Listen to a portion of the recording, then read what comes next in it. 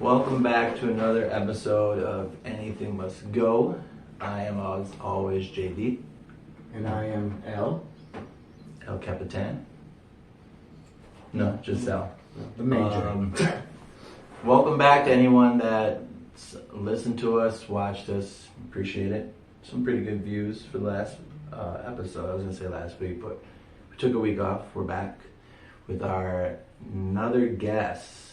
We're getting guests left and right now. It's looking good. So make sure you hit and subscribe. We're going up. So our guest today is part bartender, part mother. I say part mother, but we know it's a full-time job. And owner of a bakery in Carroll Stream, right? Algonquin. I thought you said. Used to be Hanover Park, Okay. and then I recently relocated. But Carroll Stream is Carroll like Stream. I have a big customer base there. Okay. Yeah. Okay. So please welcome Lindsey Idle. Hi, hello. Oh, I love the applause. I'm gonna add some in post-production as well. Okay, perfect. So before we get into everything, just give us and the audience like a 2-sentence, only 2-sentence, calling you out, Catalina, about yourself. Be nice. Okay. My name is Lindsey. I am the owner of Sweets by Cash, and I have been a bartender in this food industry, bartender server, for 18 years this year. Wow. So I am a veteran of the food and Congratulations. beverage industry. Thank you. I don't know people lasted that long in that type of business. Yeah, I'm what you call a for lifer. For lifer. Yeah. Awesome. I don't know if that's good or bad yet, but. You should know by 18 years though. Do you ever wake up one day and you're just like, why am I here? What am I doing? Every damn day. What is my purpose? And then you're like, okay, I should go to work now. Yeah. And you just Yeah. do it. It just becomes, Yeah. But at some point you miss it. So like you'll take a break from what you sometimes do and then, you miss it. And that's this industry. It just sucks you back in. Right, I know, I completely understand. I've had many jobs, warehouse jobs, retail jobs where you're just there and you're just there to be there. Yeah. Collect money, collect a paycheck. You're not happy, but you're like, I have to do this Yeah, in order to it's pay good my money, pays bills. bills. Having a child, it's like I gotta definitely take care of my kid. Yeah. There's days that I would rather take care of my kid over taking care of myself. 1,000%. Totally. Right? Yeah. I'd rather him, eat and shower and bathe and all that. And I've had multiple times where I'll feed Harley and like 1, 2 o'clock hits and I'm like, man, I'm so hungry. Why am I so hungry? Because I fed you instead. I didn't even think about feeding myself. It was like an automatic because thing. you feed your kid and then you're like, okay, what do I have to do today? And then you just start your day and then it's 2 o'clock and you're like, oh wow, I am nauseous. I'm about to pass out. Yeah, I should eat something. What did I do wrong? Oh, Yeah. No food What did I do? at all. Food. Yeah, no. All right. So thank you for coming. Welcome. Of course, thanks for having me. This is our little shindig. I love it. Emerald Sweet. The Emerald Suite. I mean, we're building it up. We Getting are. there. Yeah. We're getting there. And No, we're I taking love it. advice. I want to call Jen out, my wife. She had some advice about last episode, the setup and everything, and we understand. Thank you. For anyone from now on that has ideas, we're hoping one day to get an actual lapels, talking to mics and lighting, maybe better lighting, Yeah. whatever we can. But any tips or advice from anyone, appreciate it. Just comments. But let's just jump into it. Let's get to the know show. Yes, sir. the guests. That's why you're here. We're here to know all about you. So Wonderful. I guess what I got to start off with is how do you get into the restaurant business? So I was, I graduated high school early and I started working right away. I went to the typical retail and I hated it. Mm-hmm. The Gap was cool, but I didn't want to be in the fitting room and folding clothes, and that just wasn't me. So then I got like a big girl job and I worked for a CPA firm, but I don't like waiting for paychecks.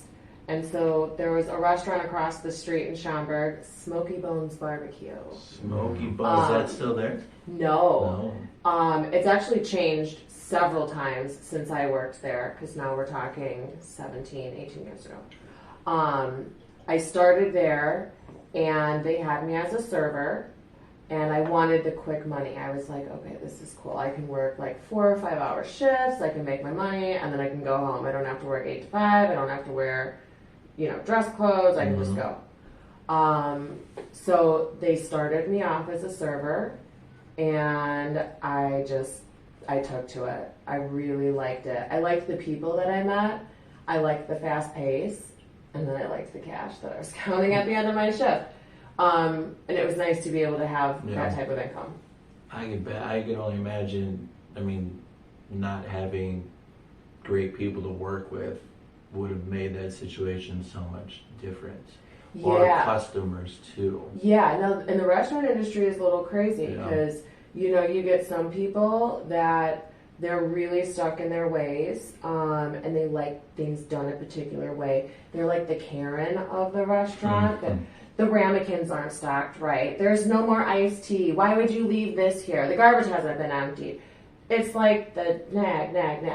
But then you have the rest of the crew that's really just there to all have a good time, make sure that your tables are taken care of, but they're having fun while they're working. And that's the crew that I was in. And that's just the people you work with as opposed to the people who you're serving and tending to. That's a whole nother ballgame because then you start to see like, oh God, they have 4 kids and they need 2 high chairs.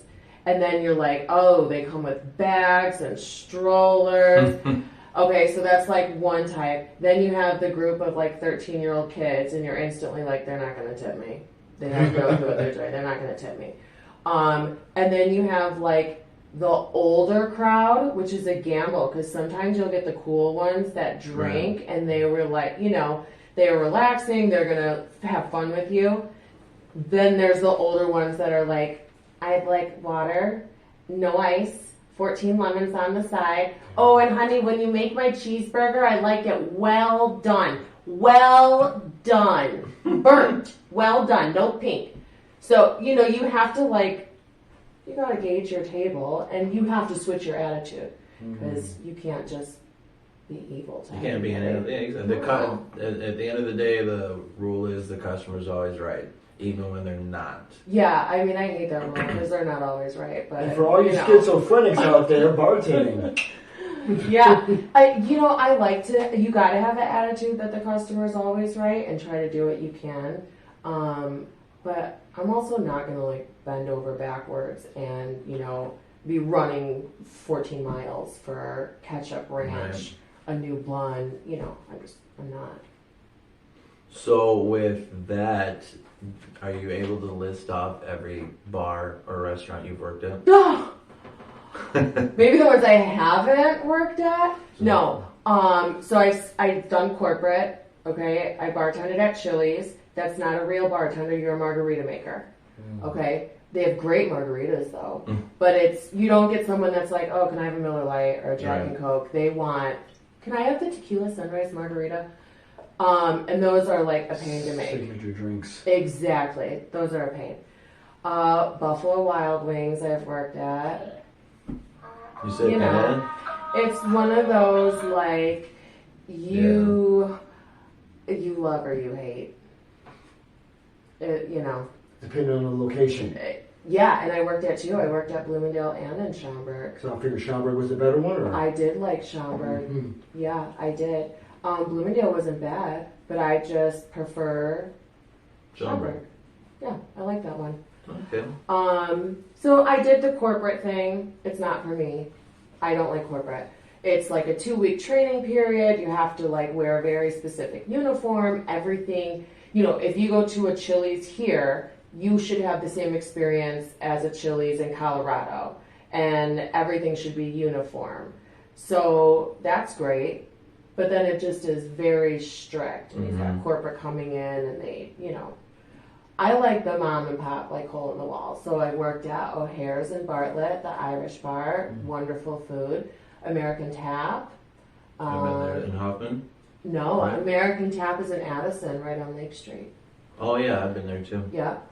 I opened the Rookies in Roselle. I've been there. Yep, I like that restaurant.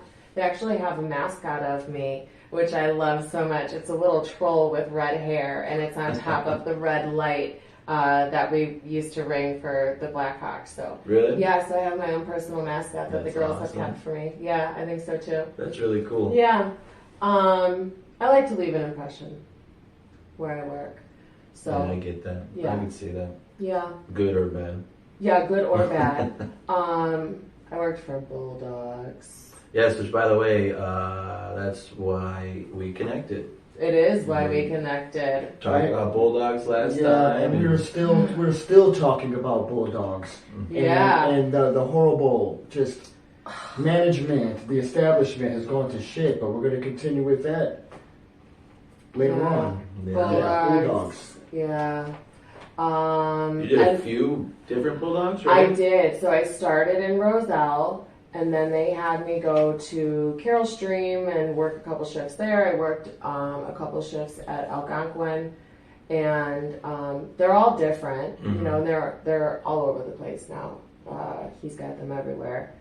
But I think you hit it on the head. It's management. Oh yeah, absolutely. Like 1,000%. And that's why I quit. I walked out on my shift, actually. The only place that I've ever walked out on a shift, because I just couldn't take it anymore.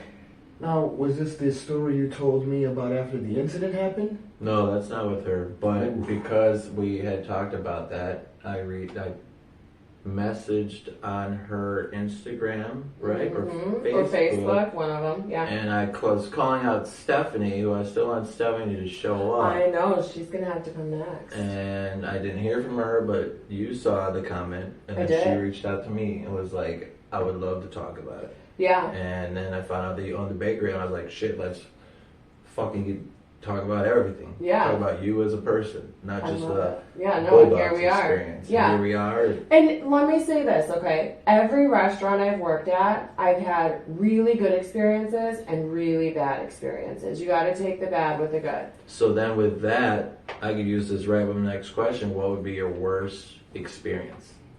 If you could choose Bulldogs. like a particular moment Yes. or just the whole. Yes, no, the day that I quit was the worst experience. So I would like to say that I am a pretty seasoned server, okay? And the gentleman that I was working with, I had worked with him at Buffalo Wild Wings. We all kind of run the circuit. Yeah. Everyone kind of knows everybody. Stephanie, I was working with her at First Place in Hoffman. They also have really good food. If you're ever looking for a place to go, I actually really like them. Bulldogs is one of those places where it gets busy just like that. Okay? So I was working with a guy that I had worked with before, and we had the floor. It was just the two of us, but we had it. We had a big party table come in, another party table come in. We had our regular tables, and then just the bar was getting full, and it was just the two of us. Now, this is a Sunday, okay? Not like there's any sports going on. So, you know, typically it's hit or miss. But we were kind of in that period where we thought, like, all right, we're cool. We can get through this. The restaurant just started to fill, and the bartender couldn't keep up with the drinks. So we're behind the service while making our drinks. The kitchen is screaming in the ear pod, you have food, there's food, it's getting cold, come here. And I'm looking around like, where is the manager? Where is this guy at? So I'm on the radio, and I'm like, hey, is anybody home? Is anybody around? Like, we're drowning out here. And I get, yeah, hold on a second. So I'm like, all right, you know, maybe he's like busy. So then nothing happens, and I'm over in the service well, and there's still food coming out. My tables are looking at me, and it's only the two of us. So I'm, bro, can you come out here, please? We're drowning.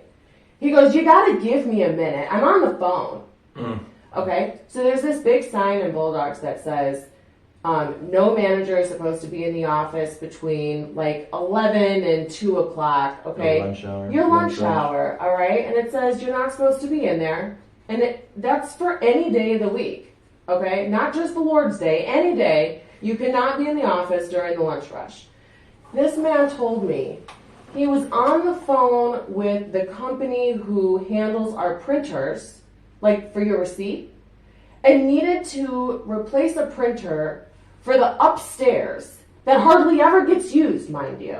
That's like the overfill, okay? On like a busy Wednesday or Thursday or Saturday or fish fry for Lent, you know, you get overfill or parties are up there.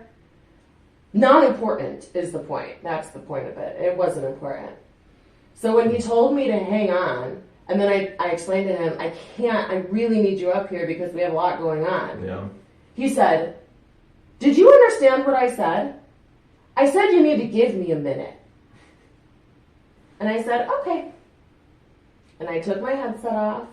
I walked over to my tables. I closed out my tables. And I walked back to the office and he was still on the phone. And I said, you need to cash me out or quit. He goes, what? No, you can't quit. What? So then you go, wait, what? Did you quit? I said, Still oh, I'm on the phone? done. I'm done. And then he told me that I was banned from Bulldogs for life. Yeah, okay. And how long ago was this?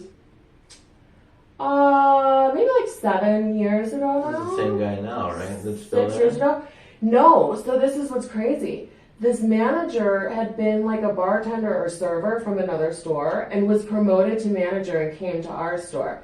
I'm all for promotions. I've worked with 2 girls at Roselle that were both promoted to manager, and I worked for both of them. One in Algonquin. They did great. You ever work with somebody who just thinks they're the shit, they know everything about everything? Yeah. And then you put them in a Well, I new used to work with position. this guy. You put them in a new position, and then they just like They think they're better than you. absolutely. It's like just a power surge comes Yeah. over them, and you can't tell them anything. Okay, we'll get this. The guy wanted to do voiceovers for a living, so this wasn't like a real career for him.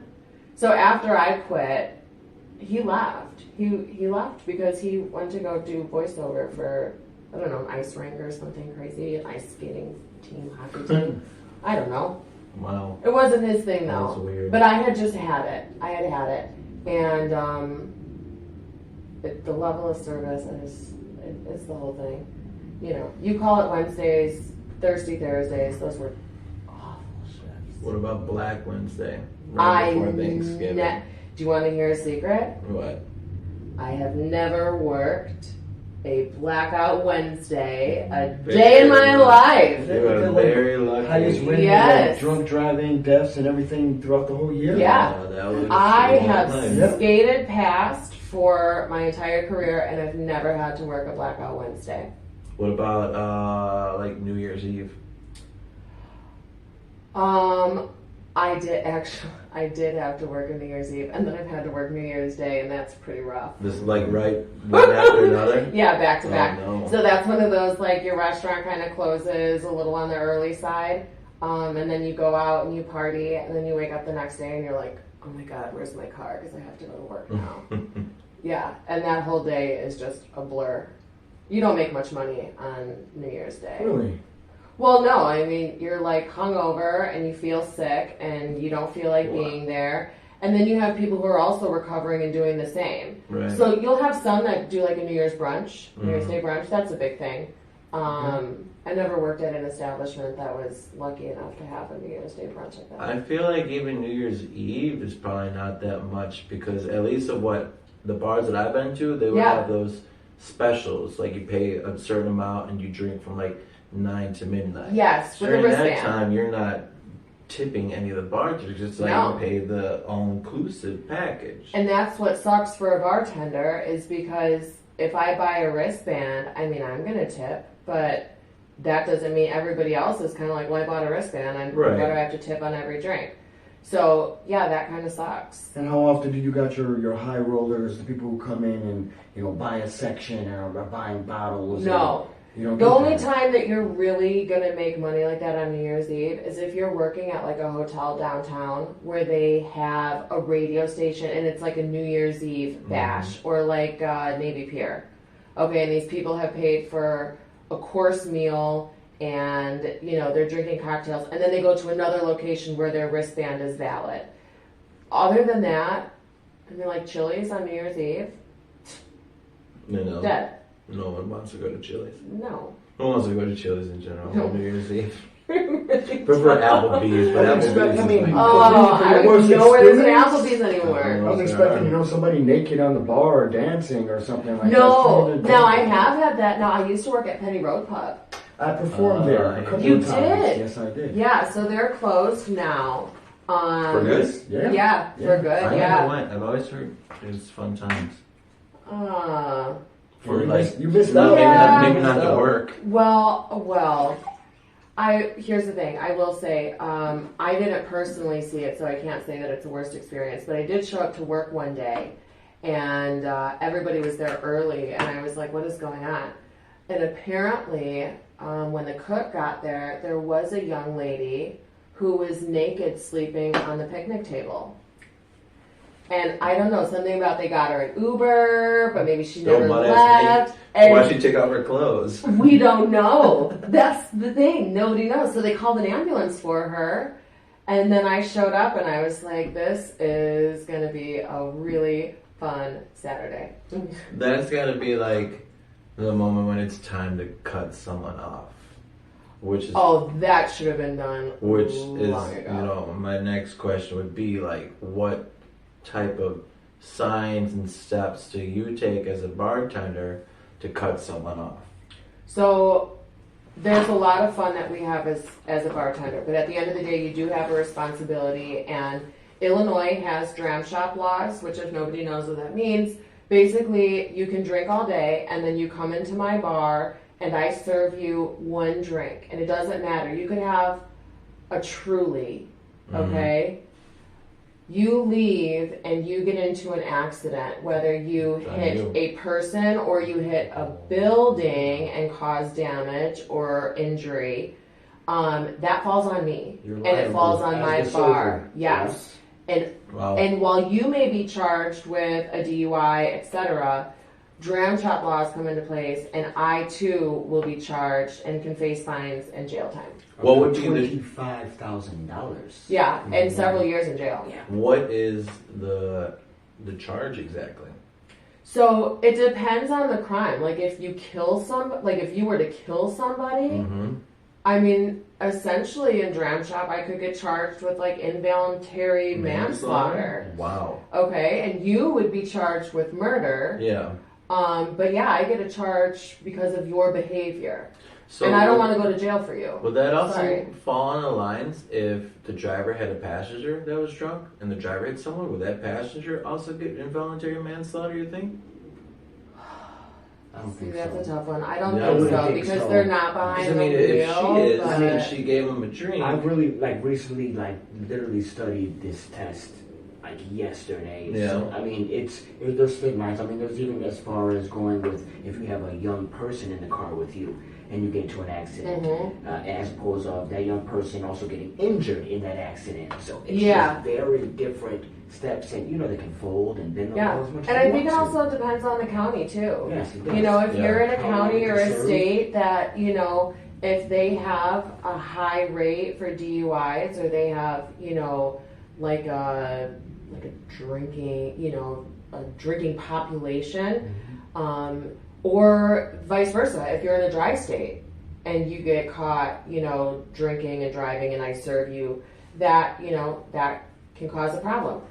There is a thin line because if you're drinking at my house and you leave, that's on you, okay? Because you're not at an establishment. I'm not serving you. You're serving yourself. Now you're on your own. But once you walk in through my doors in my bar and you sit at the bar and you order a drink from me, I'm responsible for you, nobody else. So if That's I see crazy. it is, and I don't, like I said, I don't want to go to jail for you. No. So there's a lot of factors. You're whether you're male or female, you're overweight or underweight, and then so these are visible things that we can see, right? But then behind the scenes, I don't know what medication you're on. I don't know what you've had to eat today, what you've had to drink today. Are you on drugs? Are you completely sober? Are you one of those people that just can't hold your alcohol? So then, like you were saying, So I have to gauge that. with food, so then when you offer food, you like, Yes. you guys hungry, you have some food. So you have to diffuse the situation. I can't just come up to you and be like, all right, buddy, that's enough to drink. Because if you are drunk, now you get enraged. Now I have to call security and the manager, and now it becomes like a whole altercation. You want to stay away from you, Yes. and more for I think that's what unfortunately happened at the shooting at Bulldogs. I think it was over Yes. the fact that they cut him off. I think so too. And then he was arguing as he was walking out the door and didn't like what the security guard was telling him and just was like, okay, well, screw you. And just started blowing. And it's unfortunate because these type of incidents happen more often than we hear about. So, and it sucks because I used to work there. And so then I started thinking like that could happen anywhere. It's not even just a bar anymore. It could happen. No, it could happen at Walmart. During last week, there was a possible shooting at Great America. Yes. At Great America. Great America. You can't even go there anymore. And I think it was confirmed. I don't know exactly. I did see it, but I think it was kind of like a drive-by through, the front entrance. Which is like, what's the point of that? What do you? So that's what I don't get either. Like, what statement did you You're make? probably like me with now being a parent. Yeah. It's terrifying. It is. And at the same time now, especially like Bulldogs, I don't know who's coming into the bar with a weapon. Okay, so I think that's the other part that we are need to be kind of concerned about is I'm going to offer you something to drink, some water, some Sprite, swap out your drink for you. Me as a bartender, I'll pay for a cheeseburger for you. Okay? And I feel like any restaurant, if their server sees that somebody is intoxicated, and if I go to my manager and I say I had to cut him off and I got him a cheeseburger, I don't think there should be any kickback from that because I'm saving that person and myself and the establishment. Right. Yeah. And as a server, there's they tell you there's signs that you look for, but now are we going to have to put metal detectors in bars and because you still I know. There's still carry laws. There are carry laws. You can still have a gun on them. Right. You can't allow them in the bar. Well, because this person doesn't have a background or anything like that doesn't mean that they're not absolutely out there. Off-duty police officers. Yeah. Always That's have the their worst. guns, I mean, too. look how much they abuse it. They do. And it's terrifying because I could be bartending, you and I could be talking, and I could say one thing that you don't like, and you're just like, yeah, you shouldn't have said that. You know what I'm saying? And I have no warning. And we don't have security during the day. Security usually comes at night, for whatever bar you're working at. A lot of bars don't have security. It depends on the crowd that you're going to have at nighttime. So a place like Bulldogs definitely has to have security. It gets really busy in there. And, now especially, pat downs, I don't know. But I don't want to work somewhere where I have to fear that somebody, and I think it's the type of crowd. So where I work now, I work for Port Edwards in Algonquin. If you haven't been, you should go. Steak and seafood, and it's a fantastic restaurant. The inside, you gotta go. The inside is like a museum. There's a pond, and it's actually part of the Fox River. There's koi fish. There's a boat. But the best part is I get to work on the patio outside on the Fox River. So it's really nice. That's really Yeah. nice. And I don't worry about this. I don't worry about people coming in doing anything crazy because that's not the type of clientele and it's not the neighborhood for that. So what is the demography there? Obviously, it depends on where you're at, where you get your demography. You're young, Yes. you're old, you're, They're an colored. older crowd. They all have boats. They come in on their boats. They dock, or it's families. And you're not going to come, Port Edwards is an upscale restaurant. You're not going to come there for, just a cheeseburger. You might for lunch. We have good burgers.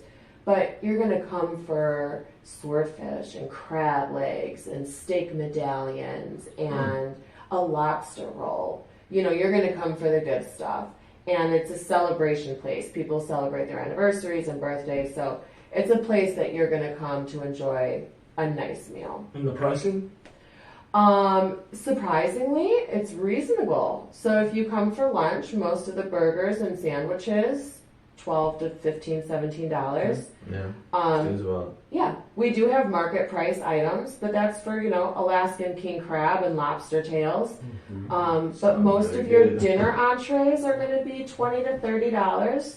Side salad aside. I have to wait till after Jen gives birth to the baby. Yes. She's gonna be able to eat half of that shit now. All that Yeah, fish and you gotta everything. get the bread and either clam chowder or lobster bisque. It's homemade, yeah. Fantastic place, yeah. Wow. Really nice place to go to. That's awesome. Yeah. So if you had to choose, what would be your favorite drink to make? Bloody Marys. Blood Marys? Yeah, but fun Oh, fact, I right. hate them. I I don't like feel to like- drink I them. feel like And they're easy.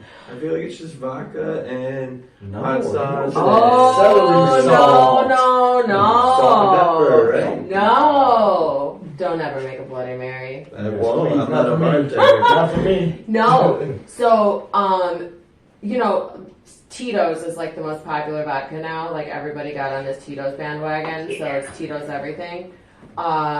You gotta have a good Bloody Mary mix. Zing Zang is a really good Bloody Mary mix. You can't just like go to Jewel and be like, oh, get some V8 tomato juice. Like it doesn't work that way. You gotta get the Bloody Mary mix. And then you gotta have your right toppings. You gotta salt the rim with the celery salt, Worcestershire sauce, a little bit. Yeah, it's a tough one to say. Worcestershire. You can Steak put sauce. some, A1 steak sauce. You can either use Tabasco or Cholula. I like that's good. Cholula. Your seasonings, okay. But then it's really about what you top it with. So you gotta have a good base Bloody Mary, don't get me wrong. And you gotta, make sure that you put your ingredients in properly. But you can do so much with a Bloody Mary. You can either put like a skewer and you've got your pickle, olive, cheese, salami. But then you can do the jumbo ones with like a slider and a chicken wing and onion rings and Really? mozzarella sticks. I think And then I've you seen make it that. a meal. And that's my favorite part. I So like to then make them a meal. If they buy the Bloody Mary, Oh, it's like I $35. was gonna say it's totaling everything they put on top. It is. Food-wise, okay. Yeah. So, I mean, when you go to a restaurant like that, I want to say the Broken Oar up in like Wakanda, they do that or did that. There's a few places that have really good ones. Or like a Bloody Mary bar, they'll make your Bloody Mary for you, and then you can just go to the buffet and like put all your toppings on there. Yourself. Yeah. That's cool. Okay, and Sundays are for Bloody Marys, but it's cool because you build it up, and yeah, I mean it's not a cheap drink, but you get a meal with You get a whole it, meal so out it's of worth it, it. Plus, it's cool to look at. It's got all kinds of So now, suppose of your favorite drink to make. I mean, if you do drink, what is your favorite drink to drink? whiskey. I'm a whiskey It's girl. whiskey straight. So I used to be Jameson. Okay, but I used to be a big JMO person. I'll drink Jameson all day long. I'm not impartial. I That like is a still good my favorite. Woodford. Now, Woodford Woodford Reserve. Reserve is a Is a really good good one. one. Have you ever had Powers? No, I Powers haven't. Irish whiskey. I've never even heard of that. Oh, okay. Now, if you want some good whiskey, O'Hare's and Bartlett. They now own Midway Landing, which is a bowling alley right next to them. They are an Irish bar with all kinds of Irish whiskey, and that's where I really learned about it. Powers is a fantastic whiskey, not really well known, and I don't know why. Yeah. I think Jameson just kind of took over the market. Jameson, when you say Irish whiskey, everyone's Yeah. automatically like. I mean, Maker's Mark. Maker's Yeah, Mark, I'm not yeah. opposed to Makers, although my new favorite is Screwball, the peanut butter whiskey. You see, I have a little bottle. Make an my- old fashioned My with it. sister's. Old fashioned. My sister's husband, so the groomsmen each gave us a small bottle, and I want to try. I've yet to try. Oh, okay, so I went to Tap House Grill in Hanover Park, and I'm stealing this from them. They have a Screwball peanut butter old fashioned. And if you make your old fashioned the right way, it would be a packet of sugar, a splash of soda water, a smidge of bitters, and then you take the good Marciano cherries, not the ones, that are like violently red. You got to get the deeper red ones. Mhm. Orange peel, mash it all up, put your ice cubes in, and then top it with Screwball peanut butter whiskey, and you'll never go back. It's I awesome. have to get you said from Tap House. Tap House You writing Grill. that shit down? Golf. They Tap. have now Tap House Grill has some really great cocktails on their cocktail menu. They've got a mule that's really great. I actually like mules, but with flavored vodka.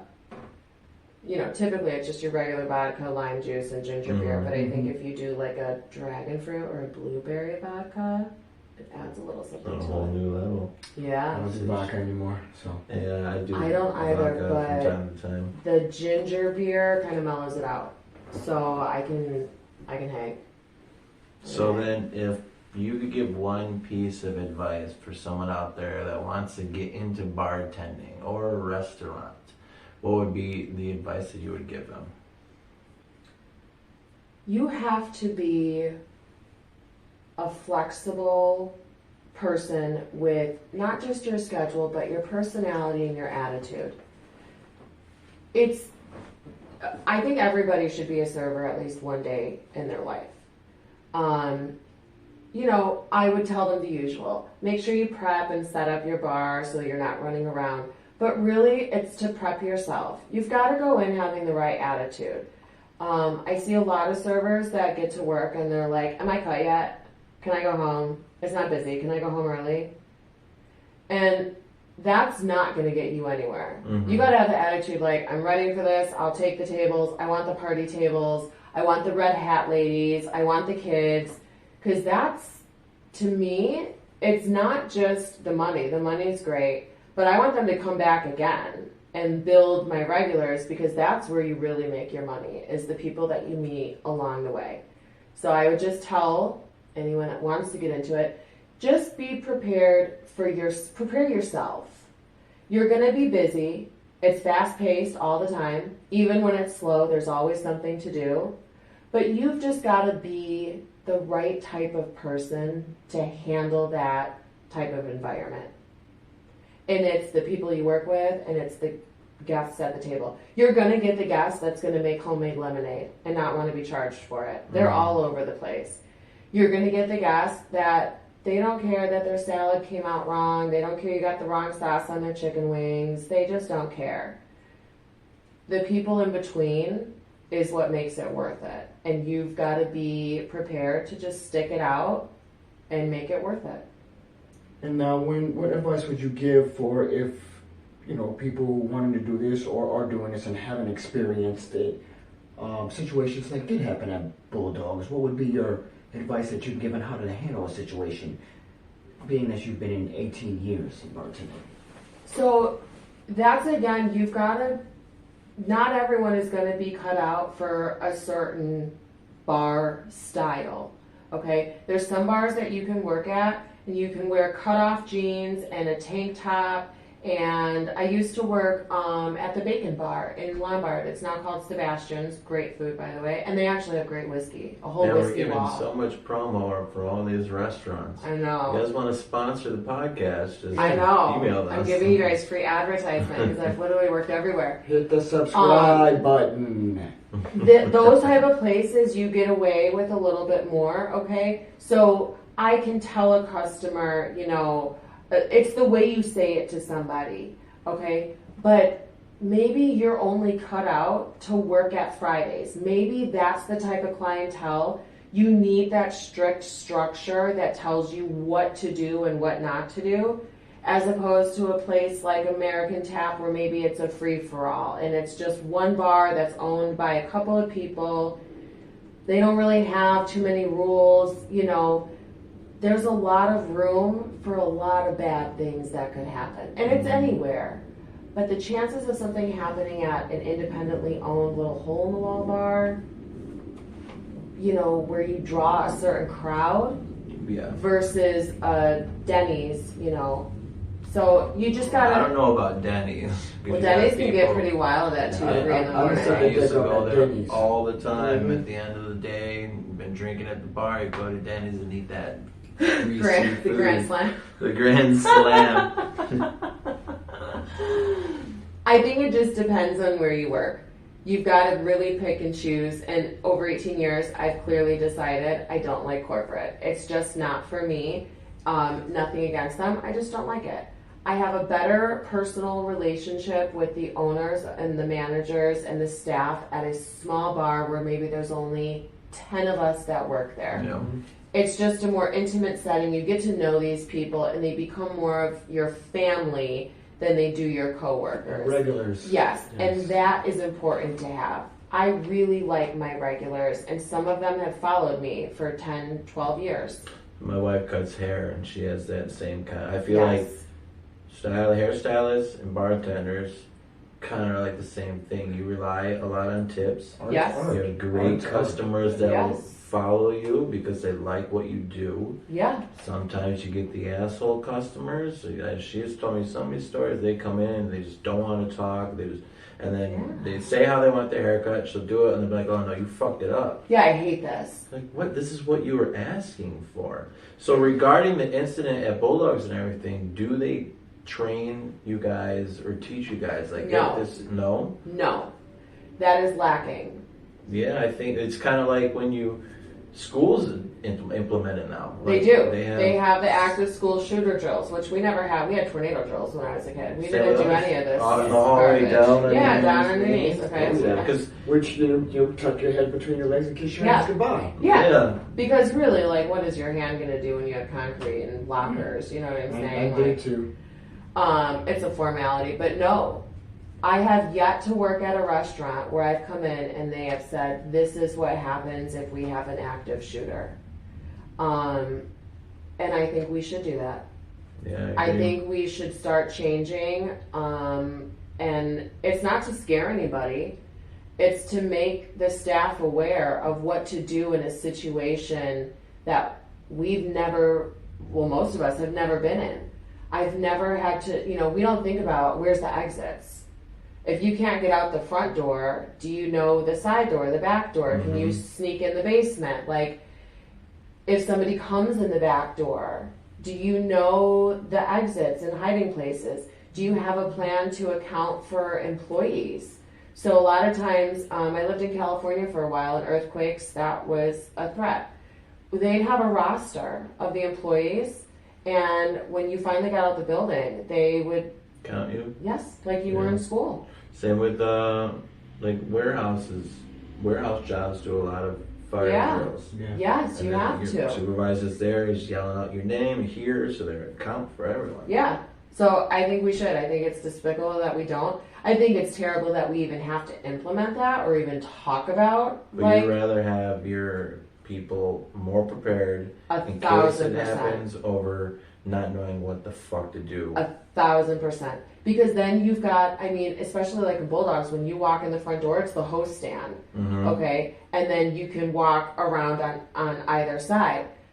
If a shooter comes around the corner, the bar is right there. Yep. And there's tables right there. So, and like we see what happened. The bullets hit a patron.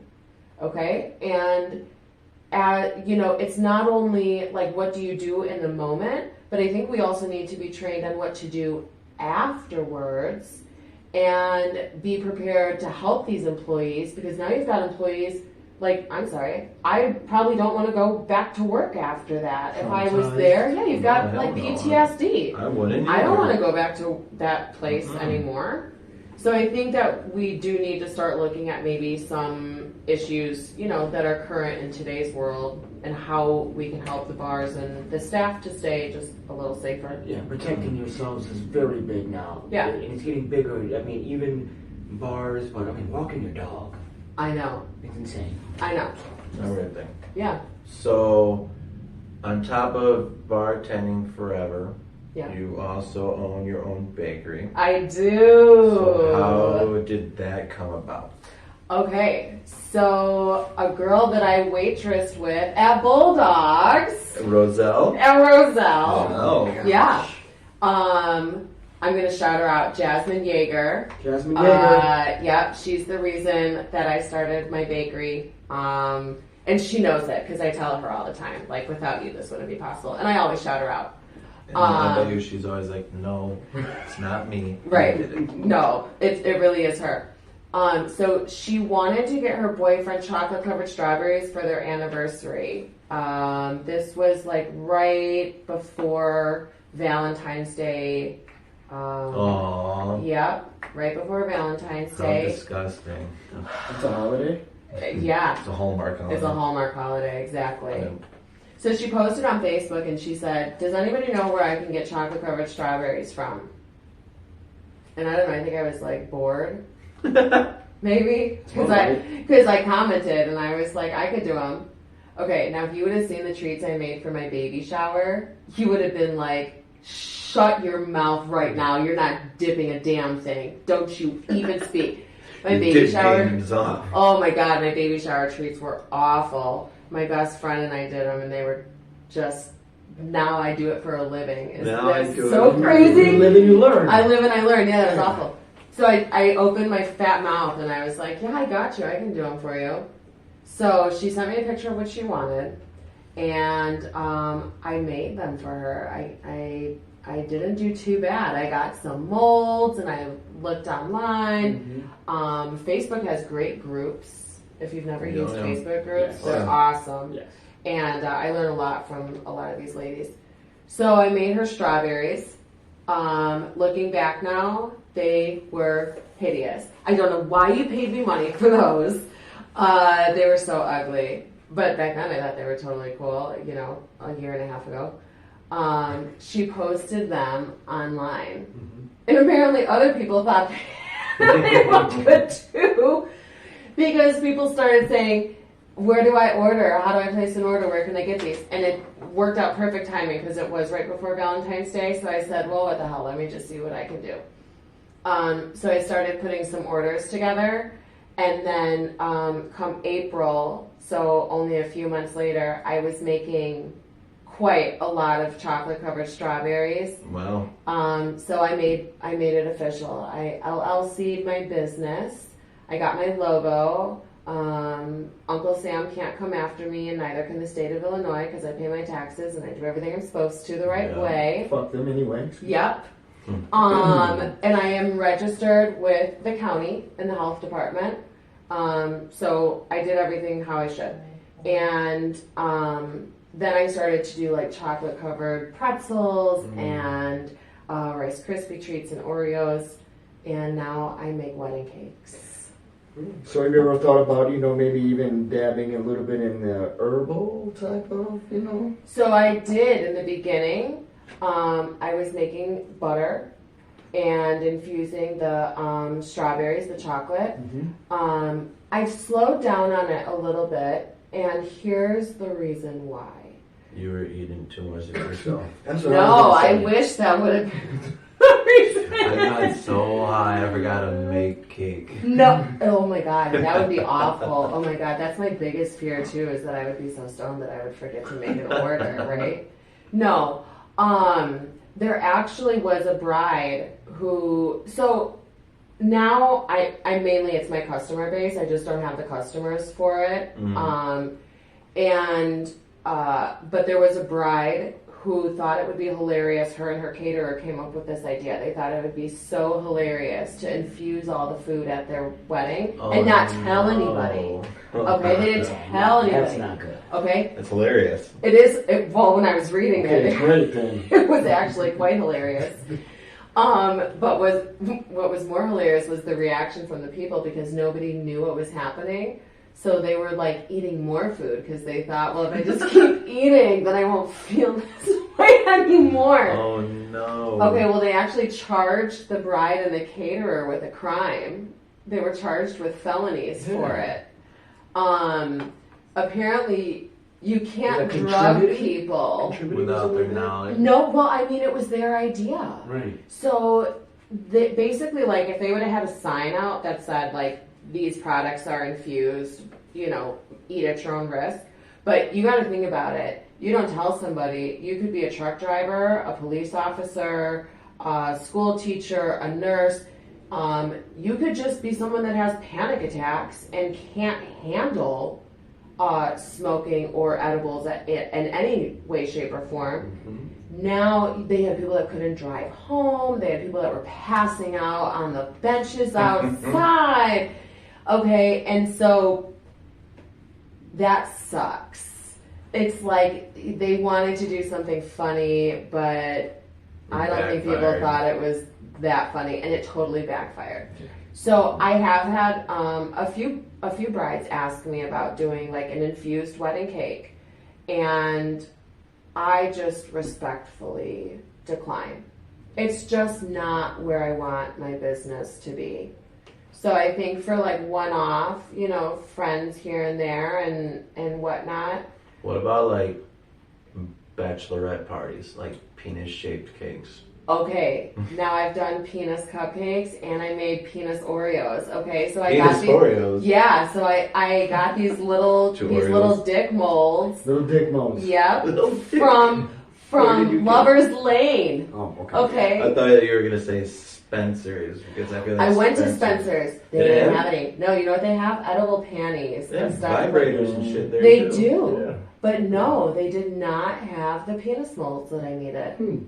No penis. Do you know how awkward it is walking into those stores with your 2-year-old because you are the babysitter, and so you're walking into Spencer's like, do you have any penis molds? And here's your 2-year-old like, oh, SpongeBob SquarePants.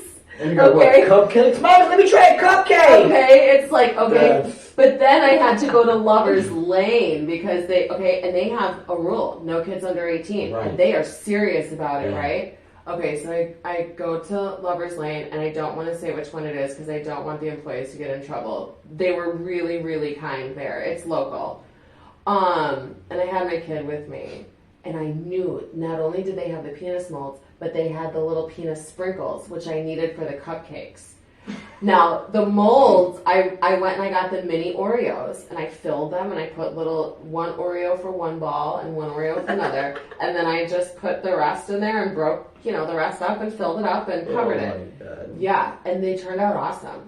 I even made them like true to skin. You can't do just like regular white chocolate, so I had to add a little bit of tan in there, and then I made the milk chocolate and dark chocolate. So we had different diversities. So we had white, we had white dicks. Yeah, black we didn't dicks. discriminate against anybody because I wasn't sure like what my And here's the thing: you all can be happy because they're all the same size. They were the same size, yeah. My customer was a comedian, so I was like, okay, she's gonna get a kick out of this because she does Nice. Yeah, she does stand-up comedy.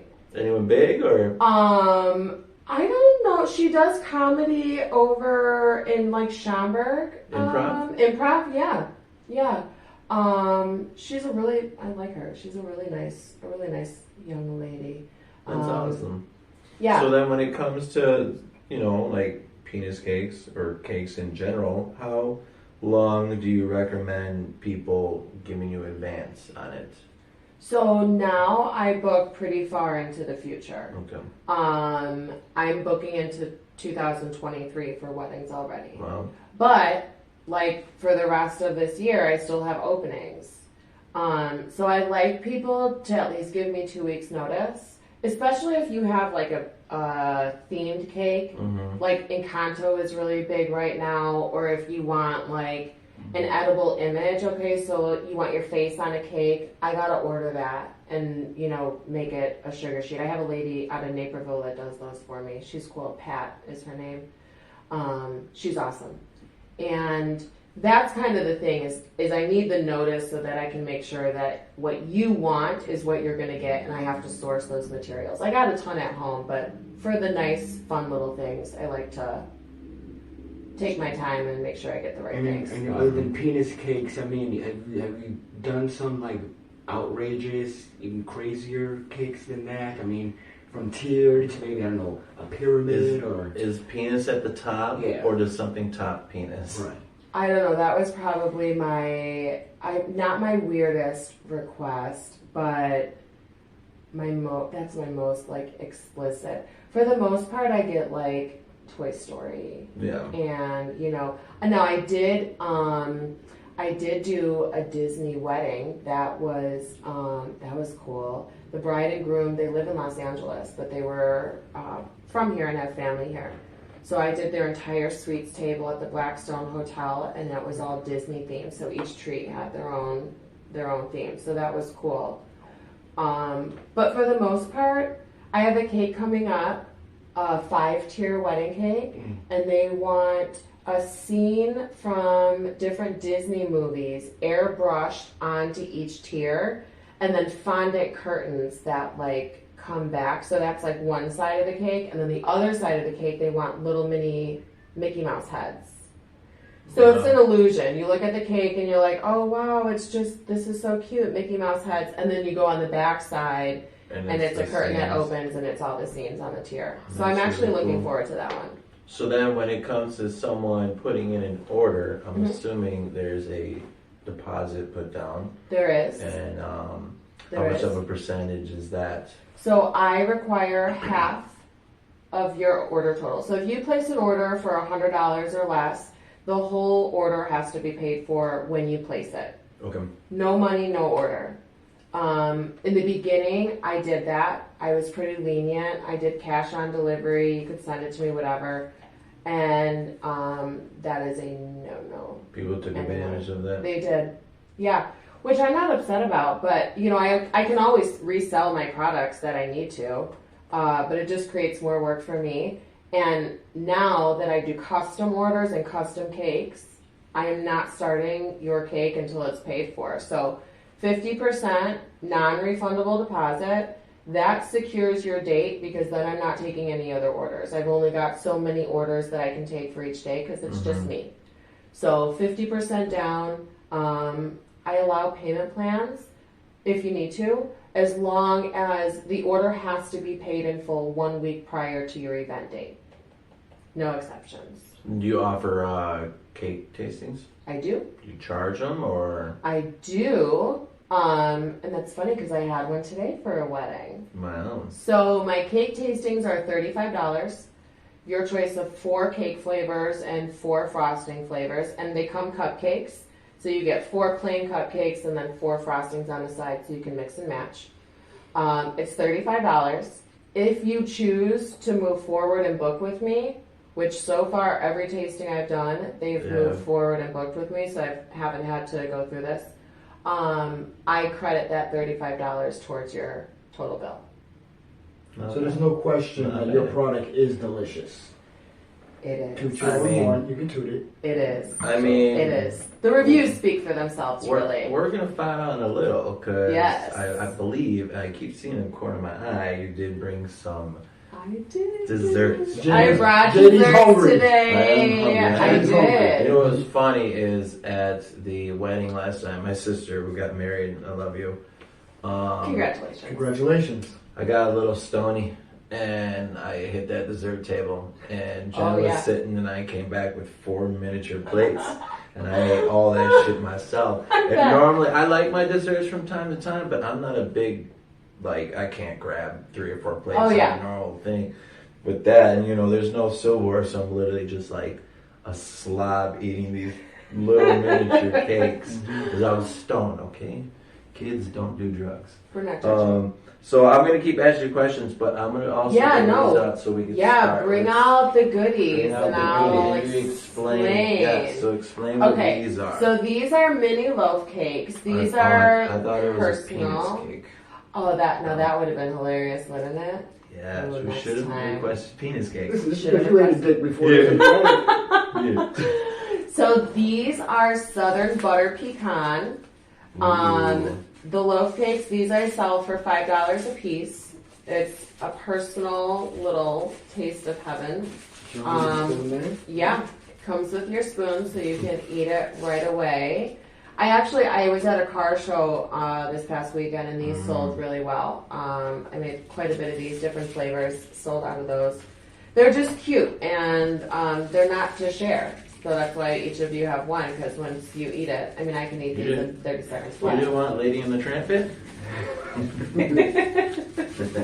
No, that's fine. I'm gonna have a little bit, and I'm not big on sweets, so I know. It should be interesting. I know, and well, that's why I own a bakery because I'm not really a big sweets eater. Well, I'm sweet enough, you know.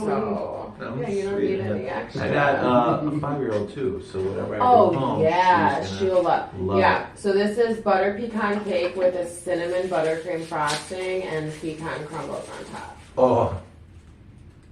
Oh, that's good. Thank you. That is really fucking good. He's loving it. So then, what do you think would be your number 1 sellers at your shop? Right now it's my cakes, and I know I saw the eyeball roll. I get that a lot.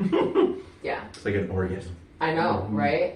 They're really good. I have to surprise myself sometimes and taste it because I'm like, is it really as good as they say? And then I taste it and I'm like, so creamy. You're in the back of your store just like, oh, what the fuck is she doing there? I'm just eating cake. Yeah, don't mind me.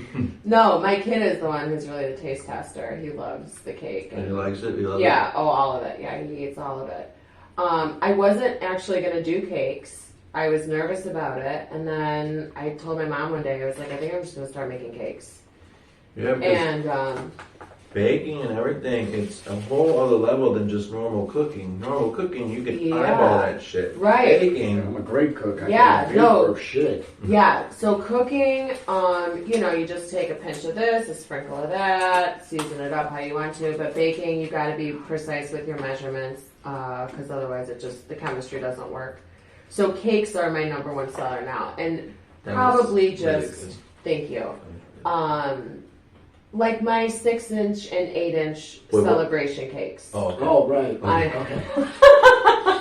It's starting to get weird here now. 6-inch Right. cake, We're talking like, about wait, baking. right, talking right, about? the penis Right. cakes. No. And I do gluten-free is a big thing right now. I just did an eggless cake the other day. I made him into Spider-Man for a little boy who has an egg allergy. Wow. I just did a dairy-free cake this morning, a smash cake, circus theme. Her little one has a dairy allergy. So I think if you just, a lot of people get nervous about doing allergies. You've got to make sure that your equipment is like spot on. I think one thing people don't know about gluten especially, gluten sticks in the air. So unless you go to an actual gluten-free bakery like Sweet Alley's in Hinsdale, they're all gluten-free, okay? And you mean by gluten sticks in the air? It's like once you open a bag of flour and you see that puff come up, there's gluten in the flour. Okay. The gluten compound itself, it just stays in the air. It's Gases? all of that, Really? yeah. It sticks to your countertop. It sticks to your equipment, your mixer. And I can sanitize all those and wipe it all down, but I don't sanitize like my whole kitchen walls and my cabinets and all of that. So I do let my customers know, I will bake gluten-free, but if you're like celiac, deathly allergic to something, I refer those orders out because I can't be 100% on those. I'm grabbing the other one. Yeah. And as I grab them, I'm going to ask you, Joe's hungry. do you see your bakery in the next 5 to 10 years? I want a storefront. Yeah. Still in Algonquin or? So actually, I was looking, the downtown Algonquin, which is right by, I know now your cupcakes are fine. Oh no, they're good. No, they're good. Okay, They're perfect. good. Okay. I didn't mean to jump, sorry. No, you're fine. No. You know that panic when you see someone like take a cake? Well, you wouldn't know. I get a panic when I see someone take a cake and they like shove it through a car window or they're just like, here, hold this, and then I'm like, oh god. It's almost like when you get that pizza delivered to your house and like God forbid the pizza spilled over in the car. Yes, and the guy is just like the dude on Home Alone and just doesn't really care, just starts whipping pizza. So I would like a storefront. I actually have a very unique idea for my bakery that I want to do. And I don't want to tell anybody because I don't want them to steal it from Keep it a secret, then you don't have to. Can you tell us what the cupcakes yes. are? Yes. So the first one is vanilla with vanilla. That is This your one? Yep, that's your classic, just very simple vanilla buttercream. The one in the middle is a chocolate chip cookie cupcake with a Dutch chocolate buttercream. And the third one, I've been eating these all morning. It's a banana cupcake with a whipped caramel frosting. Okay. You do something, Yeah. you do something for the light-skinned brothers. I wanted to, like I said, I had a wedding tasting earlier today, and so when I do my wedding tastings, I always bake a whole bunch of extras, and she just so happened to pick some of my top selling flavors. So which one would you suggest first? Or I mean, I mean, I really liked that banana with caramel. Yeah, but that's that's- just that's I'm what saving that one for but- last. That's what Right. I'm gonna go for right I away. know, that Mhm. was my favorite this morning. I was just like, oh my god. So, what was the biggest event you've ever made desserts for? I know you said you were just at a car show. I was at a car show, yeah. Now the wedding that I did, that Disney wedding in the city of Chicago, that was like 30 dozen treats. Wow. And This chocolate chip cake from chocolate chip one? I didn't mean to call you out. This shit is fucking good. thank you. But My eyes are watering. Yeah. Right, you're going to diabetic chip. diabetic coma. Yeah. That's good. Thank you. I was doing farmers markets for a little while, and those are a little difficult to gauge for because you don't really know if you're going to have 200 people or 2,000 people. So now I've got it down a little bit more, but in the beginning, I mean, if you look on my page, one of them I did in Aurora, I think I had made like 50 dozen cupcakes. I had a whole 6-foot table that was just jam packed with all kinds of different flavor cupcakes. It sold out? No, almost, but I made too much. So the farmers markets, those things take me days to prep for. I gotta really be prepared and on point for those because it's the packaging and the transportation, and I can't bake everything early in the morning and then frost it and expect to get everything done. So the farmers markets are probably my biggest events outside of that wedding that I've done, and I like them. So that is a good money.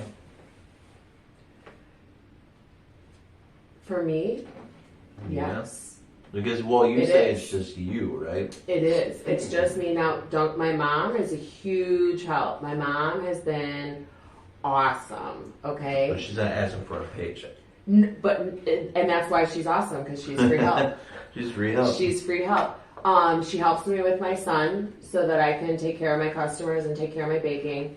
And then she helps me with whatever I need. Packaging stuff, frosting stuff, decorating, tying ribbons. Okay, the car show I did, she cut all of those ribbons for the Which, loaf cakes. And you can keep these. Yeah. Use them later. Yes, she cut all of those and tied all of my things together. She puts together my cupcake boxes, so she definitely helps me. And my friends, I fully believe in quality over quantity, and the friends that I have been so supportive. I could not do this without them. So while it is just me, I do have people that always come to my Always rescue to help me, and those are the people that I want to bring to the top. When I get my storefront, downtown Algonquin has been redone completely, and there's no bakery there. There you go. Okay, so I kind of want to put my bakery in my Do it. hometown where I grew up on the Fox River,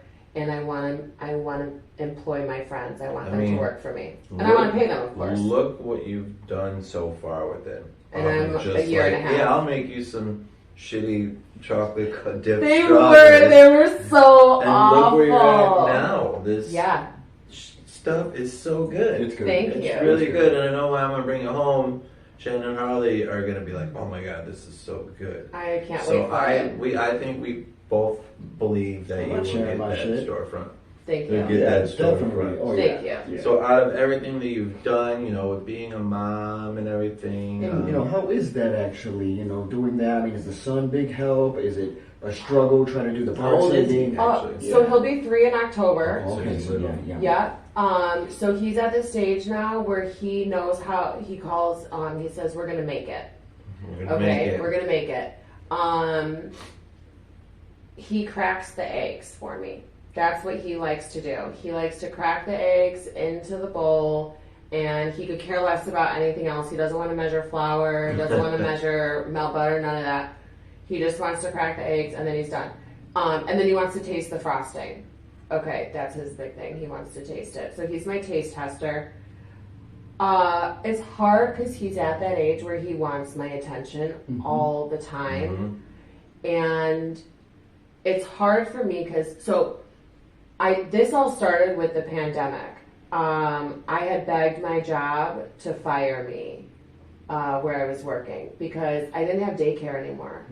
So all the daycares closed, everybody was getting sick. I wasn't going to ship my kid off to any one random house. Right. And so he did me a solid, and that's really what afforded me. I've been a stay-at-home mom since my kid was born. He's going to daycare in 2 weeks. I'm so excited. Wow. Finally. But I've been home with him this whole time, so he's my little sidekick. But what he doesn't understand is that I'm doing this because I want to leave something for him. So I am paying right now for like my mom and dad's and my grandparents' Social Security. I probably won't have very much when I'm ready to retire in 40 years. And yeah, that's an unfortunate thing for our generation. it sucks. Like our parents were able to leave a good chunk of stuff for us, but with us, with everything being raising up in prices, and it's just really hard to really have that cushion. Is. And a lot of our younger generation, we don't have 401ks. That wasn't really taught to us as something that we should be like saving for. No one told us when we were kids, like, hey, you're not going to have a retirement. You gotta save for that. No one told us that when you start collecting your Social Security, they're literally going to pay you like $900 a month. You can't live off of it. So my generation, we're kind of in the middle of where it's starting to go downhill, and I don't know what it's going to look like for my kid. Yeah. So he doesn't understand now that I own my bakery, I serve and bartend, and I'm trying to also be a mom to him and try to like take him out and take him to the zoo and go fishing, and he loves to go swimming. I sleep for like 4 hours a day. I'm always on the go, and I always have things, and unfortunately it sucks because I come home and I'm like, I gotta work on this cake, I got this to go out and this to go out. I hope one day he just really looks back and is like, she did that for me. I think he will. The same with my daughter. Yeah, I get really envious of my daughter. She'll be 5 years old. You ain't got any worries in your life right now. None. You're worried she Oh just my started kindergarten. I mean, but Yeah. crazy because But she's excited for school. I love, my kid is too. The day Which that I we love. dropped her off, we're like, okay, and she's a bye, and Oh. Jen's like, Bawling your eyes out. Yeah. she's like, I thought Harley was at least gonna be like, mommy, no, she was like, bye, I'll see you in These 8 kids want hours. to get out of here. I understand, especially since she's 5. She experienced COVID. Yeah. She didn't really understand it like we did, but she knew like, well, we can't go anywhere, we can't do anything. No. So now that school's open, she's able to go and talk to these kids because she did She wants to be with the preschool kids, last year, and they were in fucking like their own cubicles. Oh no. And Jen was like, well, it's to be social. I'm like, she's not fucking socially with anyone. They're in their No, own they're a office. cubicle They're with in a an office. It's not even school. plastic. Yeah, no. And they're wearing masks. Yeah, no.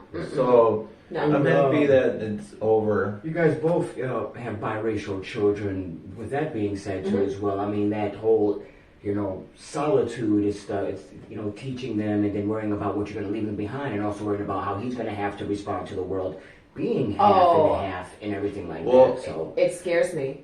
Mine is, she's half Mexican, half white. So it's not as bad for her as yours. Yeah. Right. He's African American Yeah. and white. And it's like, what do you tell? Like, there's so much racism right now. And it's crazy because at some point, our society is just going to be full of biracial people, okay? Because no one is going to the standards anymore of like, you've got to, there are some cultures, okay? You do. You got the whole Middle East. Yes, they are very much in their culture. Those who are Chinese or Hispanic. Asian, okay, and Hispanic, And okay, Indian too. and Indian too. Yeah. So and it's outside the norm of them to date outside of their race or their ethnicity. I think we are fortunate to not conform to that so much. We have a lot, especially where, right here, we have a lot of interracial couples that have biracial children. Mm-hmm. So my hope is that by the time he goes to school and he is a young adult, that maybe it won't be so much of a like, oh, what are you? Because now, you remember like back in the day, you were filling out an application and it says like, what's your race? And there's like 6 to choose from. And there's other. And then there's other. Okay, well now there's like a biracial option, or it says select all that apply, and you can just like list off your whole lineage. I think I don't know why we are I don't know why our society is the way that we are. We'll never know. No. Yeah, we know. I mean, we're human race at the end of the day to be. It's a parasite. I know. We're born innocent, but it comes from where it starts first, and that's your parents, really. It does, and so I think that's what I want my kid to understand. Is I want Armani to know that when you look at somebody, whether they are white, they're black, and he's very smart. He'll tell you, like you'll say, "What color are you?" And he'll tell you, "Oh, you're brown." You're white. Really? Oh yeah, he's very, very intuitive like that. I just want him to know that regardless of what color you are the same person. You have the same morals. You are going to do it. You're not going to the grocery store and buying chicken because you're black. You're not going to because you like chicken. You like chicken. Okay? I like chicken. I like chicken. You're not going to the store and buying ramen noodles because you're Asian. You can, or broke as shit. Or broke. There's no stereotype. I love that. So do I, and so does my kid. I want him to know that regardless of your race or ethnicity or what color your skin is, you are still the same person that is going to do the same thing day in, day out. You're still going to have the same family, the same people. You're going to treat people how you treat them because that's just who you are. It's not because you're white, black, brown, purple, green, orange. That has no bearing. Now, for the insignificant, ignorant others who will see him for exactly what they see in front of their eyes, how are you preparing to? I have no clue. I'm not going to lie to you. I think the big thing right now is like, especially with police, I want him, and it sucks that I have to even like bring this up with my kid, but I don't want my kid to get shot. I don't want him to be in a predicament where there's an officer. I mean, we just saw an officer who was like kneeling on a kid because he thought that he stole his son's bike, an off-duty officer, okay? I don't want my son to be afraid of the police. I don't want him to antagonize the police. I want him to be the type of person that doesn't even have to have police interaction because he's not doing anything that would draw that attention. Mm-hmm. Okay? You are the company that you keep. If my kid is going on fishing trips and he's building castles in the sand and he's living his best life in Wisconsin Dells, okay, and then he decides he wants to be a mechanic or he I want to support those dreams because those dreams will keep him out of trouble. If you're not surrounding yourself with bad influences and you're not getting it, and that's not to say that teenagers, when he hits his teen years, he's not going to get into trouble, because I have had my fair share, okay? So have I.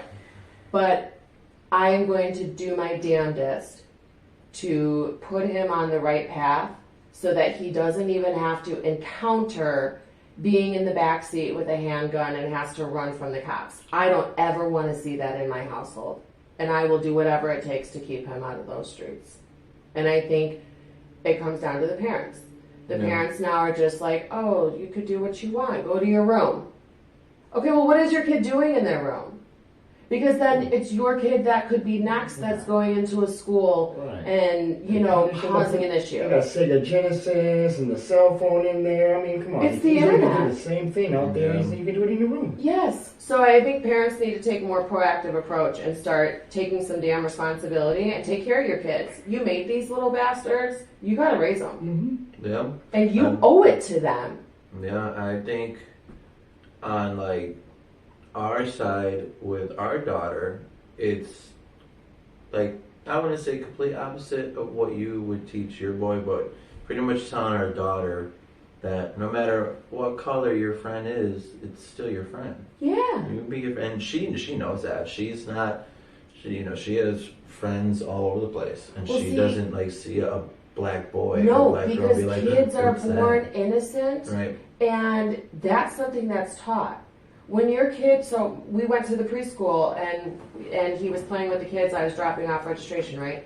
And the whole classroom is very diverse. There's all kinds of different kids from different backgrounds. Mm-hmm. My kid just goes and plays with everybody, says hi to everybody. Kids don't see color. No. That is something that is taught in the home, in the school, by the people that they're around. Kids are so innocent and they see you, like you said, that's my friend. Yep. Your daughter likes her friends because they're fun people. They have similar interests. They play dolls together, and it doesn't matter, what they look like. And I think that's important for us to teach our kids from the get-go. It doesn't matter what they look like. If you like them, I love them. If they're good to you and you treat them good back and you guys have a good bond together, you should keep that person around.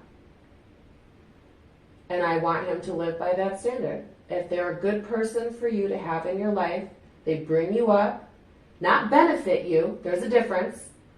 If they uplift you, they support what you want to do in your life, they support, the Lego block castle that you want to make, and they're going to help you do that, I love them. I'm here for it. So it's safe to say in the long run, long-time bartender, new baker that's making a name for herself, single mother, we are going to see big things from you in the future. You are. Yeah. You're going to see my name on a billboard one of these days. You know what? My TV show gets picked up. I'm bringing you on. Cook for A-list celebrities. Hey, bake for A-list celebrities. Right. I would love to. I see these bakers that are doing big things, and it's never jealousy or envious. It's always, I want to be like them, and I'm going to learn from them. So before you leave, we started this new segment last week. We do it with our guests. Ooh. I come up with, if it's a guest that you reached out to me, Mm-hmm. I come up with a quiz, so you can't see. So it'd be you against L, and it's called, I'll put the little logo right here, Beat the Guest. So you have to beat the guest, not in a physical fight. Unfortunately, bummer. We are one for Don't all. threaten me with a good time. So you did win last time. I am And what I did is I do a quiz regarding questions with our guests. Okay. So this quiz is bartending questions Okay. and baker questions. There's a total of And you won 10. last time? No, for this always one. win. So last time she was an actress, Yeah. model. So our questions were, I came up with movie titles. Yes. Some were real, okay. some were fake, and they had to say if it was real or fake. Like one of the movies was called Killer Condom. They both said fake. It's a real fucking I was going to movie. say, actually, that sounds like something that would be It's a real... movie. And it took place at a hotel called the Quickie Hotel. So, without further ado, this is A, B, C, and D. So I'll This will read be the fun. question. Okay. You guys give me your answer, and we'll see who wins. Okay. Ding, ding. I'm ready. Ding, ding. So question number uno. Which of the following mixed drinks contains alcohol? A John Collins, B, an Arnold Palmer, C, a Shirley Temple. Ladies first. A. I was going to say, yep, the Collins. It is John Collins, so ding, ding, ding. Number two, a cocktail is typically a combo of four main parts. Water/ice, bitters, liquor, and A, fruit juice, B, sweetener, or C, herb. A, fruit juice. I was going to say a sweetener. It is a sweetener. Get out. Come on, bartender. All right. 2 for you, 1 Are for you cheating? Me? No, I'm not. He never tells me I do not tell him. That's what I said last time. I don't give him the advantage. So when it's switched and there's a guest that reaches out to him, he'll do it to me. Okay, fine. That's why it's fair. That is fair. Yep. So number 3, for at least how many years must Irish whiskey be wood aged? A, 3 years, B, 7 years, or C, 10 years? Oh my god. And they're gonna kill me because I worked at an Irish bar. 10 years. 10 years. You're both wrong. It's only 3. 3 years. I was gonna say 3, but So, and which of these following liquors or liquors is distilled from fruits, especially grapes? Is it vodka, gin, or brandy? Brandy. Brandy. Brandy is correct. Which ingredient in the vodka-based drink Cosmopolitan, or a Cosmo as the bougie say, Yes. gives it its pink flavor? Strawberry juice, cherry juice, or cranberry juice? Cranberry. Berry juice. Cranberry is right. Wow. He's still winning by 1 though, just I know. in case you... I gotta take them out. Alright, now we're moving over to the bakery. So you may... Oh, well. Maybe, we'll see. Which of these breads is unleavened? Leavened? Is it Unleavened. Unleavened. Mm-hmm. Pita bread, naan bread, matzo bread, or rye bread? Matzo bread. Yeah, didn't know any one of those, so she can take that one. What's your answer though? I was gonna say pita. Matzo. I'm Jewish. Oh, really? I am. All right. Yeah. So we're tied up now. All right. See, that question was geared towards you. It was. I know, I had no idea she was Jewish, alright? Next question. What year was sliced bread invented? 1908, 1928, 1918, or 1938? Sliced bread. I'm gonna say 1928. Okay. 1908. 1928. Lead by 1. Don't you fucking lose. Don't make us look bad. Number 8. Which cake is made with a vegetable? This is not A, B, C, or D. You just Or a gotta carrot give me- cake. That is such a. That is the one that's a carrot cake. Carrot cake is correct. Yeah. Yeah, so these last 2 don't have A, B, or C, or D. So, which dessert's name translate to lift me up? Ooh. Like when I say it, you're gonna be like, oh yeah, that makes sense. Oh. A baked item that translates to lift me Yeah. up. Which dessert name translate to lift me up? You have got me on this one. I wish I spoke another language. But here's the thing, when I say it, you're gonna be like, oh yeah, that makes sense. Anything? I'll say bun cake. On the cake is tiramisu. 2. Fuck it up. Get out, and I make a fantastic tiramisu. And then too. it has, is it coffee? Or just Yeah, an espresso. And it's Yeah. really important to use a good espresso in your tiramisu So, for sure. lift me up. Now I know. Boom. Alright, last one. You're still up by 1. I am. Okay, what is the other name given to a molten chocolate cake? Lava cake. Lava cake. Lava cake is correct. Congratulations. You I am the champion! And then I had a deal breaker in case it ended in a tie. It'd be fun just to do this. How much money do you think is spent on alcohol on the 4th of July every year? Closest would win. Oh, good grief. A year in what, the state? No, a year. How much money is spent on alcohol on the 4th of July in the United States? In the United States, I'm gonna say $725,000. Okay. I'll say $1 million. You're both way off. It's 1.6 billion. 1.6 billion? Billion. They say 4th of July is the #1 holiday that people get drunk on. I could see that. Yeah. I could see that. It's a lot of money though. I mean, I was more so thinking like New Year's Eve, but 4th of July, 4th of everyone has July. barbecues and Yeah, they grab their barbecues, you Coors drink all Light. day. Yeah, you drink all day. Well, Yeah. everybody, our new champion. Yay! Thank you, thank you, thank you, And thank she's gotta you. come back, and I gotta. Yeah, you'll have to have a rematch. Yeah, so we're 1 for 1 now. Yeah, and then so we also wanted to put in another segment that we kind of did it last week. If you Okay. want, you can put your intake on it too. Okay. So last week, towards the end, I called out bulldogs.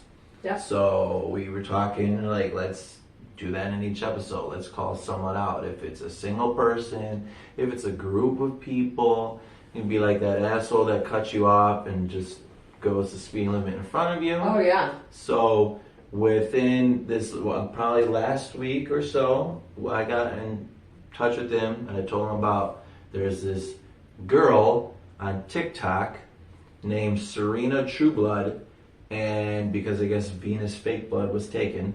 I don't know. I should have said this. She creates her TikToks where she dives into musicians' past, and if she finds anything, she puts them on blast for Gen Z people to cancel. So one of Gen her, Z, for those who don't know what that is. the younger asshole kids. Yeah. They're That's after the best way to us, put it. after it's millennials and then Gen Z, right? It is, yeah. So, one of her newest episodes, she talks about Metallica. So, in other words, she's a Stranger Things fan because Metallica was in their last episode. Okay. She found photos from like 1980, 81 where the singer and drummer were performing in Berlin, and there's a photo of them going like this. So she went on a whole rant about how racist they are and how they're like. What the hell are they doing? Are you? No, the Germans. The German Nazi white power. 20, they were in their early 20s in Berlin. So you know that it was taken out of context. Yes. So she put that on blast. She talked about how supposedly Axl Rose said that the singer called Ice Cube the N-word. But it's like, how trustworthy is Axl Rose? Because he looks like he's been through hell and back as well. But it's all this stuff that she pretty much found through the internet and decided to do a whole video. And on top of that, she's got videos about Ariana Grande's skin color, about Sam Smith, Red Hot Chili Peppers, and Ice Nine Kills. These are She's all a troll. She's and all of them. The Negative. mutual thing that she says about all of them, how their social media doesn't have any information about Black Lives Matter. So she'll dive into that. Like they're celebrities. They should definitely have at least something on their Instagram or Twitter about Black Lives Matter. And since they don't, that means that they're racist. So we want to call you out because one of the bands that she did talk about was called Neck Deep, to where the singer was pretty much caught and arrested for abusing girls. And she said that she actually liked their music. So to say this about Metallica, but be okay about Neck Deep, it's like... That's a little hypocritical. Yeah, who you gotta choose. So, just get a life. Like, don't you have anything better to do with your life? Serena Trueblood? And when you try to look up Serena Trueblood, there's no information about her own fucking life and past. So, no, not of her. course. Not her. They. What the fuck is that? Oh, are you kidding me? Oh, God. No, I'm sorry. And for all these schizo people out there, I mean, I know you could get mad about this, but we're not going to. They, if you were born with a vagina or a penis, you're a him or a her. Thank you. And she is Italian.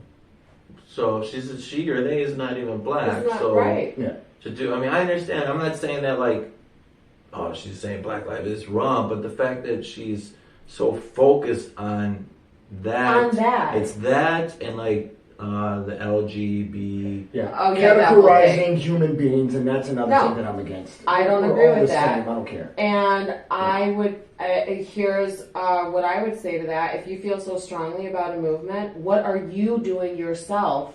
She has a link on her Instagram to click on and donate and stuff. But that's like for and to donate to what, like her Cash App? It says Black Lives Matter. But I bet it does. I bet it does. And she's the one that's like, her videos, it's all dark behind her and like the black eyeliner. Whatever. And, She's the one that says, I have a black friend. That's her. Or I had sex with a black guy. Yeah. I like black people. No. I think all lives matter. And I think it's disgusting that we even have created such a tagline. And I have a kid that is half black. I want him to know both sides of his heritage. So I'm with you on calling her out. I don't agree with that at all. All lives matter. And at the end of the day, if you're not paying my bills, I don't care. You know? Joe? But you know what's crazy is she has a lot of views and a lot of followers that are like, yes, cancel Metallica. Good luck They've been Yeah. around for 40 fucking something I grew up years. listening to them. I haven't- mean, And what, the Really last couple big. of weeks, Masters of Puppets been one of the number one songs in the world? Does since it, do you watch Things? Stranger Things at all? no. So, fun fact, I watch very little TV. Oh, but you should I make an know. exception for Stranger Things. I keep So I saying finally You finally did? caught it like 2.5 weeks ago. Okay. And with a 5-year-old, we were able to binge through 4 seasons. Were you? That's very hard. But there'd be moments that like she'd be tired, she'd fall asleep by 7.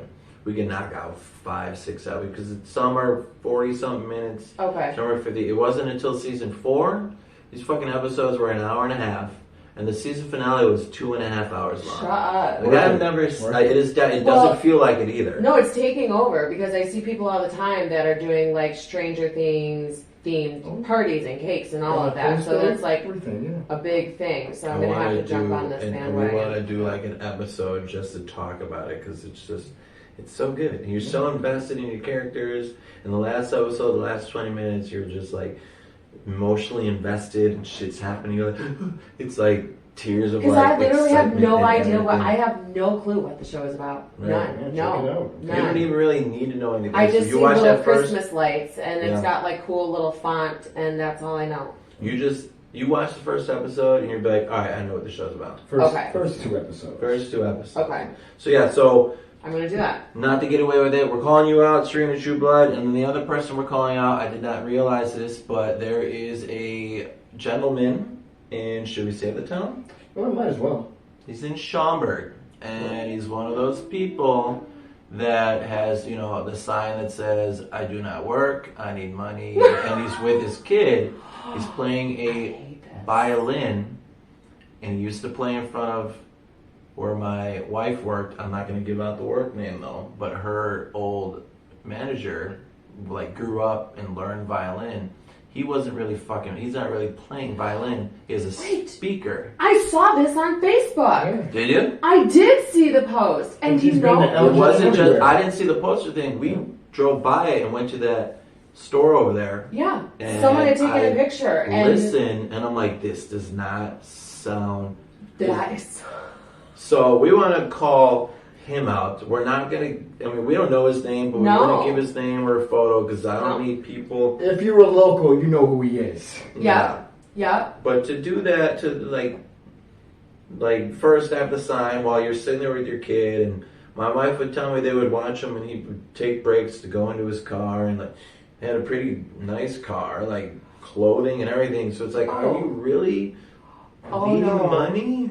If you do the research and actually really look at it, there are homeless people that make 7 figures a year Yeah. off of begging for change. Mm-hmm. Make way more than you and I do. And it's sad because it makes people like me I don't want to give. And it's heartbreaking because then you're bringing your kid with you. So shame on you for bringing your kid with you. Mm-hmm. That gives me no sympathy. That just makes me think that you're a terrible parent, that you're subjecting your child in the middle of summer to be out here while you're begging. And shame on you also for lying to the mass public about playing a violin. It's such a beautiful instrument. And I here know. we thought you really knew how to play, and it's just a CD Right. behind you. Right. Yeah, no. So we're calling you out, violin man, Non-violent man. non-violent man. And that's pretty much the blast. I want to come up with a good name like Blast the Ass or something like that. We're Yeah, calling you something. out, Blast the Ass. Oh, yeah, I kind of like that. Yeah, Yeah, I kind of like that. Yeah, like Yeah. a picture of an ass. No, And okay. their head right in the middle of the cheeks. Right in the Yeah. cheeks. Like a donkey, maybe. And then one last thing, I know we're going long. This is a long one, but I don't care. I'm having fun. Time is going by. Are you having fun? I'm having a blast. So this is How's your arm from holding the microphone? I mean, I don't have to do any workouts today. You probably shouldn't be doing the microphone like that either. You said, Nope, I'm over Yeah. He here. said he- I'm over he here. didn't say anything, but our minds connected you both on that. thought it. It's a guy thing, I guess. So this right here Looks like danger. are certain would you rathers. Oh, Like everything from tame to raunchy. okay. I actually like Would You Rather. So The question is, do you want to play? Once Yeah. you pull it, you have to answer it no matter what the question No, is. it's just one question. Okay, fine. One question out of the whole Yeah, thing. we're Right, just one doing question. one thing. Yeah, fine. So we'll call. I think we should call this one like, make your choice. What's up? No, I know we can do better than that. Like it just makes me think of Saw. Something about fate. You should have something like Have a little fate. Have a little faith in you, me? No? something like So that. go on, pull one, and then you can read it out, and we could all answer it. I mean, All right. I'm the one who wrote them, so I know what all of them are. Some are really good, some are All right, read it out loud. Okay, ready? Go by my handwriting. You can't spell. Would you rather never have an I knew orgasm a it. day or have an Sick, orgasm so powerful it kills you? I would rather never have one. Never have an orgasm. Never have one. Do you want to know what's crazy? Hmm. I feel like most women in America have never had one to begin with. They just fake them all the time. But that also includes if you're by yourself. It totally does, but I don't want to die. You'd imagine Yeah. how good that And one I- is, though. That Yes, would but kill then you. after that though, you're just like, okay, it's my time to go. But and how then about that's this? it. How about this? If you choose the other one, you could choose when to have Come on, don't switch it up. You gotta answer the question. No, because it doesn't specify when It you doesn't have the specify. orgasm. It would be like, so if you chose that one, that could be like when you're fucking 80-something years old, where you're like, I don't have too much to live for anyways. Okay, so maybe if it was at the end of my life, but if we're talking about just, like if I have to pick right now, like it's either right now I never have one or right now I have to have an orgasm so powerful that it kills me, yeah, I would just choose not to have one. What I about you? Oh, you can go ahead. You can go ahead. I'm having the one that's killing me. He chooses death. I choose that, but if I could choose when. But if Yeah. I can't choose when, I See, think and that I'm makes going. it a little. I think I'm going with you. Yeah. Yeah, no, I mean, I'll simplify it. I mean, I'll choose death, but as long as she orgasms with me, I'll die happy. I don't give a fuck. Oh, see, yeah, see, and I guess that's where the saying comes from. I'll die happy. I'll die for I'll you die too. happy. Hey. Remember that, and you don't can only imagine a headstone. Oh God. Mhm. Death by Okay. cum. What? Tyrion Lannister? Oh, I feel like yeah. you're